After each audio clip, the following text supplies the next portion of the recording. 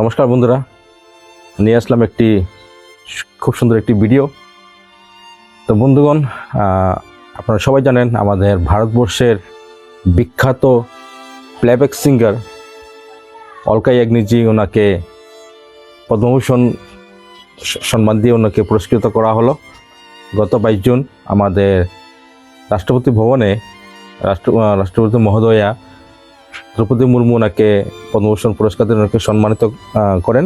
তা আপনাদের ভিডিও ক্লিপটা আমি দেখাবো। তো ভিডিওটি দেখানোর আগে আমি কিছু কথা বলতে চাই আপনাদের সবার সামনে।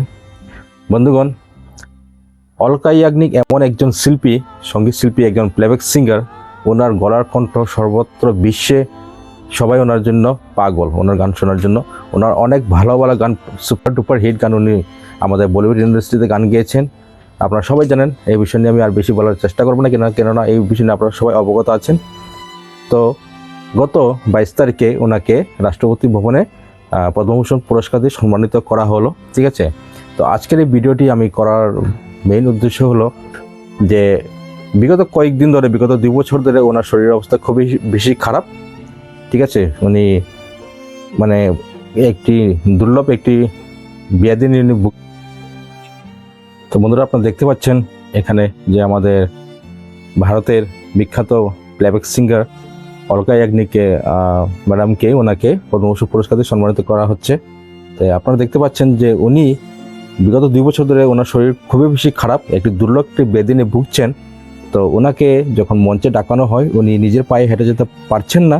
ওনাকে আরেকজনের সহযোগিতায় সেখানে গিয়ে পুরস্কারটি নিতে হয়, আপনারা দেখতে পাচ্ছেন।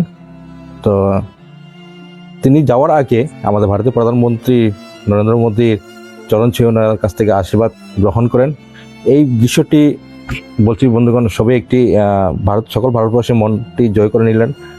তো সেখানে যাওয়ার পরে আপনারা দেখতে পাচ্ছেন যে একজন মহিলা ওনাকে দৌড়ে নিয়ে যাচ্ছেন, কেননা তিনি সেই নিজের পায়ে হেঁটে সেখানে পুরস্কারটি গ্রহণ করার মতো শক্তি ওনার শরীরে নেই।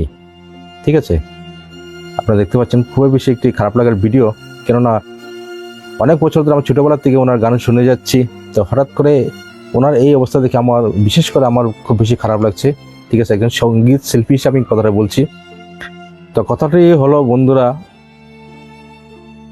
বিগত 2 বছর আগে ওনার শরীরের অবস্থা। তো বন্ধুরা, আপনারা ভিডিও ক্লিপটি নিশ্চয়ই দেখেছেন। ঠিক আছে। খুবই একটি খুশির বিষয় যে আমাদের ভারতের বিখ্যাত প্লেব্যাক সিঙ্গার অলকা ইয়াগনিক ম্যাডামকে পদ্মভূষণ পুরস্কার দিয়ে সম্মানিত করা হয়েছে। খুবই একটি আনন্দের খবর। সবাই খুব খুশি, সকল ভারতবাসী সবাই অনেক খুশি।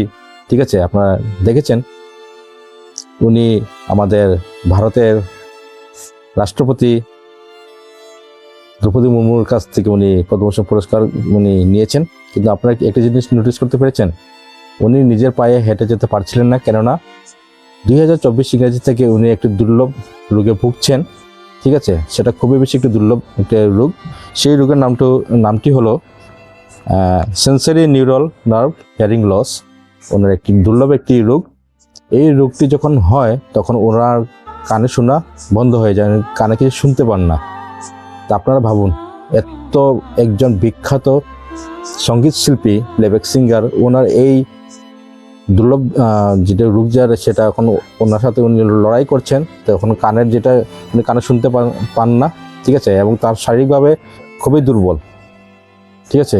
তো বন্ধুগণ, আজকে আমার এই ভিডিও করার মেইন উদ্দেশ্য হলো যে আমি একজন সঙ্গীত শিল্পী, আমি গান বাজনা করি, গান আমি ভালো পাই। ওনার গান আমি ছোটোবেলা থেকে ওনার গান আমি শুনে যাচ্ছি, এখন অবধি ওনার গান শুনি, খুব বেশি ভালো লাগে। তো একজন সঙ্গীত শিল্পী হয়ে এটা আমার দায়িত্ব যে এরকম একটা ভিডিও তৈরি করে সবার সামনে সেটা দেখানোর চেষ্টা করে, এটা আমার দায়িত্ব। তো এই ভিডিও করার মেন উদ্দেশ্য হলো আমরা যারা যারা সঙ্গীত ভালোবাসি, সমগ্র ভারতবাসী হোক বা সমগ্র বিশ্বে যারা যারা অলকা ইয়াগনিক ম্যাডামের গান শুনেন বা ওনার যারা ভক্ত, যারা সবাইকে আমি এটা আবেদন করছি যে আপনারা সবাই ঈশ্বরের কাছে আপনারা সবাই প্রার্থনা করুন যেন উনি অতি শীঘ্রই সুস্থ হয়ে আবার আমাদের সামনে উনি যেন আসুন। ঠিক আছে। এই প্রার্থনা সবাই যেন করবেন। ঠিক আছে। তো আমরা চাই যে আমরা সবাই মিলে একত্রিত হয়ে ভগবানের কাছে, ঈশ্বরের কাছে প্রার্থনা করি যে উনি অতি সত্ত্বর সুস্থ হয়ে আবার যেন ফিরে আসুক আমাদের কাছে। তো বন্ধুগণ, এটা হলো আজকে আমার বিশেষ প্রতিবেদন। কেমন লাগলো নিশ্চয়ই কমেন্টের মাধ্যমে জানাবেন। তো ঠিক আছে, তো দেখা হবে আরেকটি খুব সুন্দর একটি ভিডিও নিয়ে আপনাদের সামনে আবার আসবো। ততক্ষণের জন্য আমি সঞ্জয় সিং আপনাদের সবার কাছ থেকে বিদায় নিচ্ছি। সবাই ভালো থাকবেন, সুস্থ থাকবেন, ধন্যবাদ।